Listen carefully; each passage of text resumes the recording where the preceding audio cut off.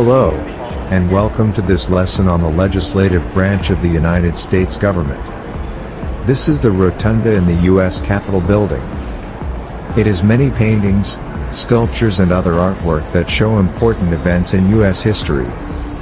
This building is also the home of the legislative branch of our government. It is in this building that our senators and representatives meet and debate proposed laws, which are called bills. In this lesson we will talk more about Congress, which is made up of the Senate and the House of Representatives. Congress makes federal laws, which are laws that affect the whole country.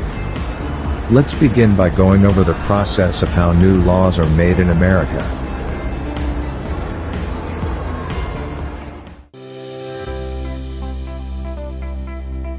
The path to a new law begins when someone sponsors a new bill. A bill is a document that contains the details of a proposed new law.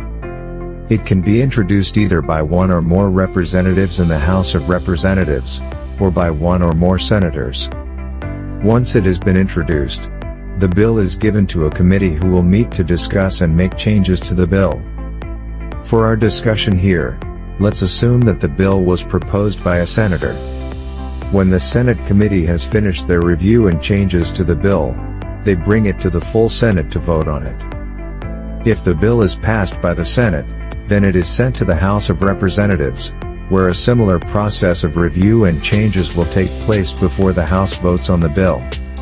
If both the House and Senate agree to approve the bill, they have to work out any differences between the version passed in the House and the Senate, and then both the House and Senate will vote on the agreed upon version. If it passes both the House and the Senate, it then goes to the President. If the President approves of the bill, then he or she signs the bill and it becomes law. If they disagree with the bill, the President can veto the bill and send it back to Congress. Congress can either make changes to the bill to send back to the President for approval, or if they have enough votes, they can override the President's veto, and the bill will become law.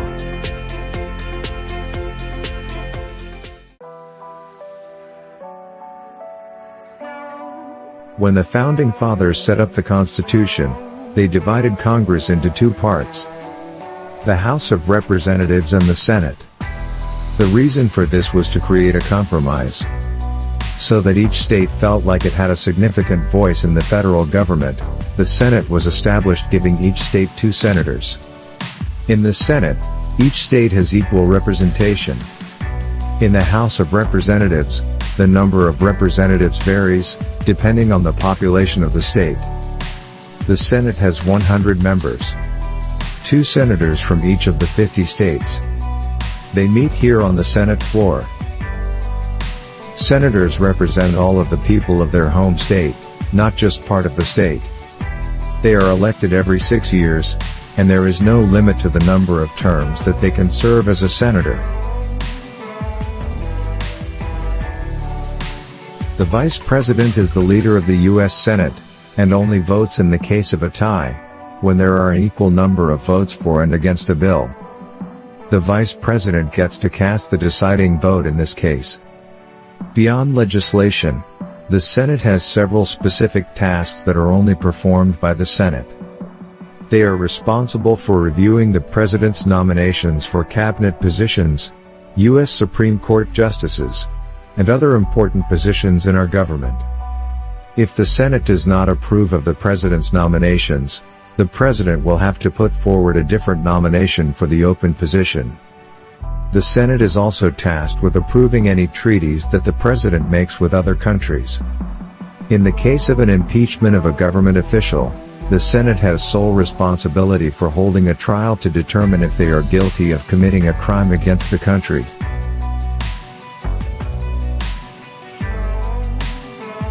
As a naturalized citizen, you will be eligible to be a senator, if you meet the other requirements, would like to run for office, and are elected by the people of your state.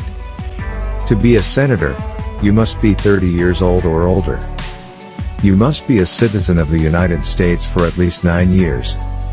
And you must be a resident of the state that you want to represent. Next, we will talk some more about the House of Representatives.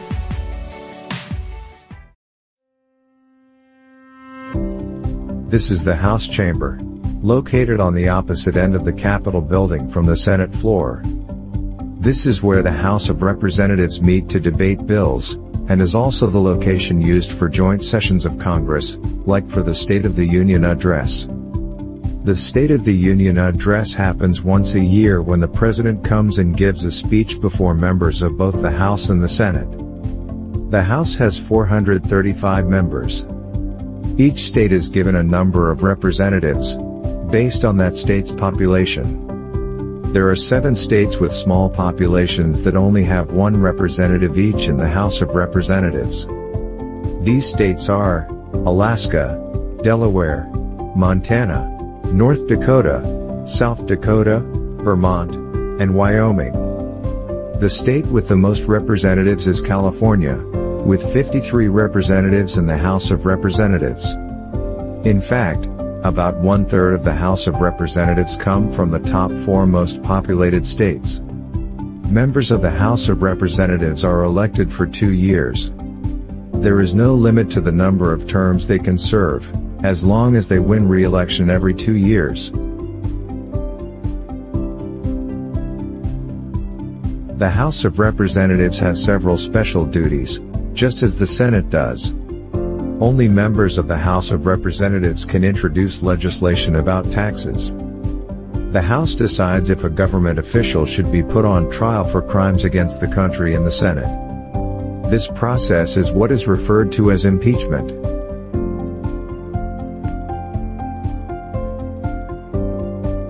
Unlike senators, House representatives represent the people in their district, rather than the whole state. The only exceptions would be in the 7 states that only have 1 representative.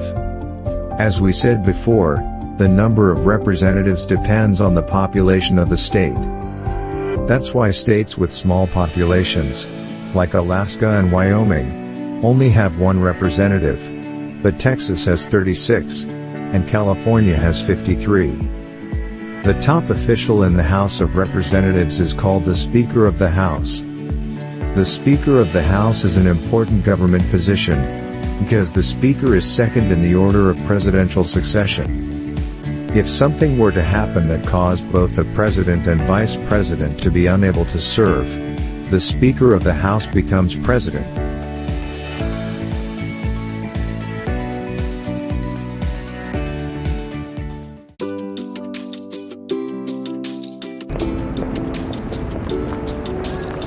As a naturalized citizen, you will have the opportunity to try to become a representative in the House of Representatives, if you would like to serve our country in this way. The requirements to run for the House of Representatives are: you must be 25 years old or older. You must be a US citizen for at least 7 years. And you must be a resident of the state you wish to be a representative for, and you must be elected by the people of the district you wish to represent. Being a senator or a representative is not the only way you can serve our country. For more information on ways that you can serve as a citizen of the United States, you can review the lesson on rights and responsibilities in our app. That's all of the information we are going to cover on the legislative branch in this lesson. Let's take a few minutes now to review some of what we have learned today.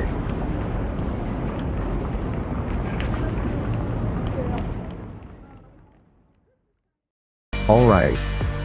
Let's go over all of the civics test questions from this unit.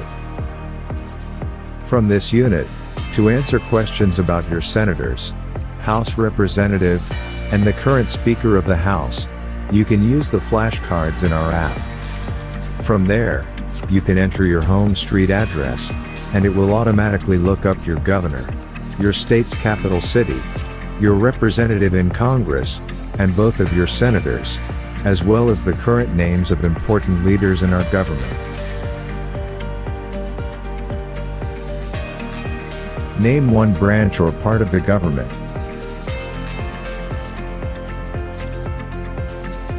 Executive, legislative, and judicial. You can also answer President, Congress, and the courts.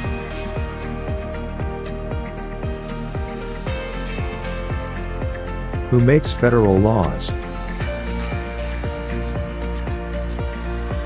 You can answer Congress, Senate and House of Representatives, or U.S. Legislature. What are the two parts of the U.S. Congress? The Senate and House of Representatives.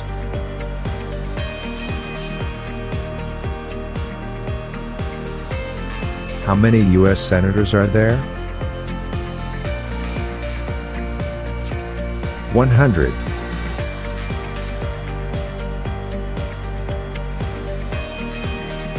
We elect a U.S. senator for how many years? 6 years.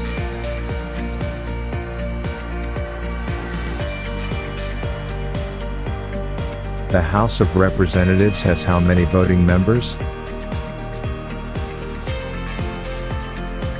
435. We elect a U.S. representative for how many years? 2 years.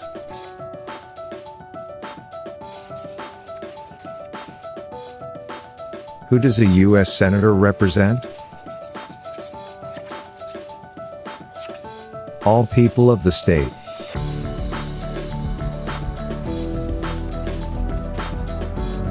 Why do some states have more representatives than other states?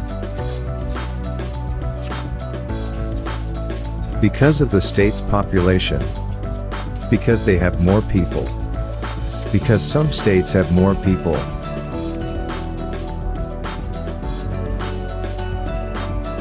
If both the president and the vice president can no longer serve, who becomes president? The Speaker of the House. That's all of the civics test questions for this unit. Remember, you can always review the civics test questions by using the flashcards in the app. Thanks for taking part in today's lesson. We hope to see you again for a future lesson.